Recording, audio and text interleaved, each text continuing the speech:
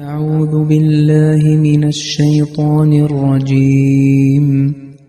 بسم الله الرحمن الرحيم. وإذا طلقتم النساء فبلغن أجلهن فأمسكوهن بمعروف أو سرحوهن بمعروف ولا تمسكوهن ضرارا لتعتدوا ومن يفعل ذلك فقد ظلم نفسه ولا تتخذوا آيات الله هزوا واذكروا نعمة الله عليكم وما أنزل عليكم من الكتاب والحكمة يعظكم به واتقوا الله واعلموا أن الله بكل شيء عليم. السلام عليكم ورحمة الله وبركاته. നാം ഇപ്പോൾ ഓതിക്കേട്ടത് സൂറത്തുൽ ബഖറയിലെ 232 വചനമാണ്. ഈ ആയത്തിൻ്റെ അർത്ഥം ഇപ്രകാരമാകുന്നു: നിങ്ങൾ സ്ത്രീകളെ റദ്ദാക്കുന്ന വിവാഹമോചനം ചെയ്തിട്ട് അവർ അവരുടെ ഇദ്ദയുടെ അവസാന അവധി വരെ എത്തിയാൽ നിങ്ങൾ അവരെ തിരിച്ചെടുത്ത് ന്യായമായ നിലയിൽ കൂടെ നിർത്തുകയോ അല്ലെങ്കിൽ ന്യായമായ നിലയിൽ വിട്ടയക്കുകയോ ചെയ്യുക. എന്നാൽ അതിക്രമം പ്രവർത്തിക്കുവാൻ വേണ്ടി തെറ്റായ നിലയിൽ നിങ്ങൾ അവരെ കൂടെ നിർത്തരുത്. ആരെങ്കിലും അപ്രകാരം ചെയ്യുന്നതായാൽ നിശ്ചയമായും അവൻ തന്നോട് തന്നെയാണ് അതിക്രമം പ്രവർത്തിക്കുന്നത്. നിങ്ങൾ അള്ളാഹുവിൻ്റെ കൽപ്പനകളെ പരിഹാസപാത്രമാക്കരുത്. അള്ളാഹു നിങ്ങൾക്ക് ചെയ്തിട്ടുള്ള അനുഗ്രഹത്തെയും നിങ്ങളെ ഉപദേശിച്ചുകൊണ്ട് അവൻ നിങ്ങൾക്ക് ഇറക്കി തന്നിരിക്കുന്ന ഗ്രന്ഥത്തെയും അതിലെ തത്വജ്ഞാനത്തെയും നിങ്ങൾ സ്മരിക്കുക. അള്ളാഹുവിനെ ഭയപ്പെടുകയും ചെയ്യുക. അള്ളാഹു എല്ലാ കാര്യങ്ങളും നല്ലവണ്ണം അറിയുന്നവനാണെന്ന് നിങ്ങൾ ഗ്രഹിച്ചുകൊള്ളുക.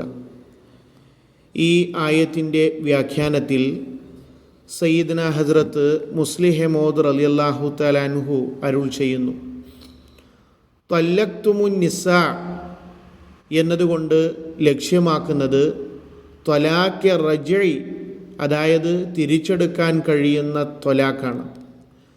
ബലഗ്ന അജലഹുന്ന എന്നതിന് രണ്ടർത്ഥങ്ങളുണ്ട്.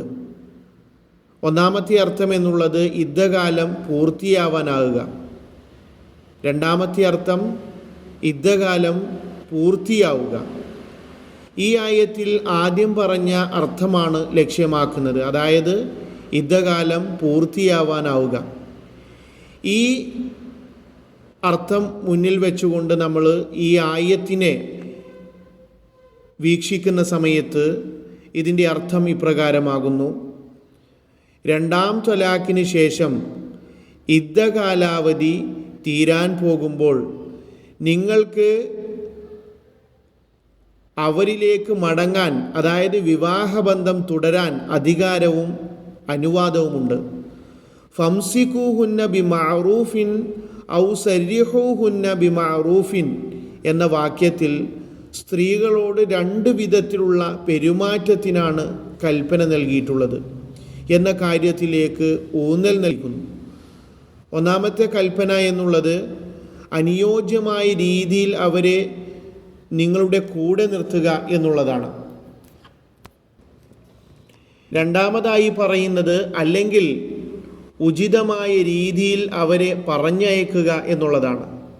പിന്നീട് അവർക്ക് ദ്രോഹമുണ്ടാക്കാനുള്ള അവസരം തനിക്ക് കൈവരും എന്നുള്ള നീയത്തിലാണ് അവരിലേക്ക് മടങ്ങുന്നത് എങ്കിൽ, റുജൂ ചെയ്യുന്നത് എങ്കിൽ മനസ്സിലാക്കിക്കൊള്ളുക, വമൻ യഫ്അൽ ദാലിക ഫഖദ് വലമ നഫ്സഹു, അതായത് ഏതൊരുവനാണോ ഒരു സ്ത്രീയെ വിഷമിപ്പിക്കുന്നതിന് വേണ്ടി ഇത്തരത്തിൽ വർത്തിക്കുന്നത്, ബാഹ്യമായി അവൻ തൻ്റെ ഭാര്യയ്ക്ക് പ്രയാസം തന്നെയാണ് ഏൽപ്പിക്കുന്നത് എങ്കിലും വാസ്തവത്തിൽ അത്തരത്തിലുള്ള വ്യക്തി തൻ്റെ ആത്മാവിനോട് തന്നെയാണ് അക്രമം പ്രവർത്തിക്കുന്നത്.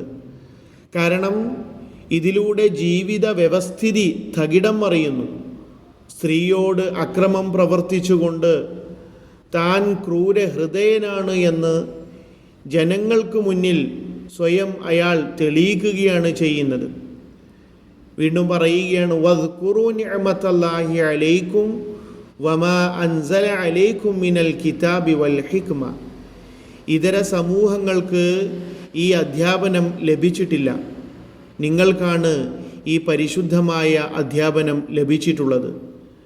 ഇതിലെ ഓരോ സംഗതിയും അഥവാ ഇതിലെ ഓരോ കൽപ്പനകളും തന്നെ യുക്തിയിലധിഷ്ഠിതമാണ്, യുക്തിനിർഭരമാണ്. അതുകൊണ്ട് ഈ അധ്യാപനങ്ങൾ പ്രായോഗികവൽക്കരിക്കുക എന്നത് നിങ്ങളുടെ കടമയാണ്. മറ്റ് ജനതകൾ വീണുപോയതുപോലുള്ള തെറ്റുകളിൽ നിന്നും വീഴ്ചകളിൽ നിന്നും അള്ളാഹു നിങ്ങളെ സംരക്ഷിച്ചിരിക്കുന്നു. അതുകൊണ്ട് നിങ്ങളെപ്പോഴും അള്ളാഹുവിനോട് നന്ദിയുള്ളവരായിരിക്കുക. ഒരുപക്ഷെ നിങ്ങൾ ഈ അനുഗ്രഹീത അധ്യാപനത്തിൽ നിന്ന് പ്രയോജനം കൈക്കൊള്ളാതെ തൻ്റെ സ്വേച്ഛമായ ആഗ്രഹങ്ങളെയാണ് പിൻപറ്റുന്നത് എങ്കിൽ നിങ്ങളെക്കാൾ ഹതഭാഗ്യർ മറ്റാരാണ്? ഈ കൽപ്പനയെയും മാർഗദർശനത്തെയും പ്രായോഗികവൽക്കരിക്കുകയും തഖ്വക്ക് വിരുദ്ധമായ വഴികൾ സ്വീകരിക്കാതിരിക്കുകയുമാണ് നിങ്ങൾ ചെയ്യേണ്ടത് എന്ന് അല്ലാഹു കൽപ്പിക്കുന്നു. വാഖിറു ദഅവാന അനിൽ ഹംദുലില്ലാഹി റബ്ബിൽ ആലമീൻ.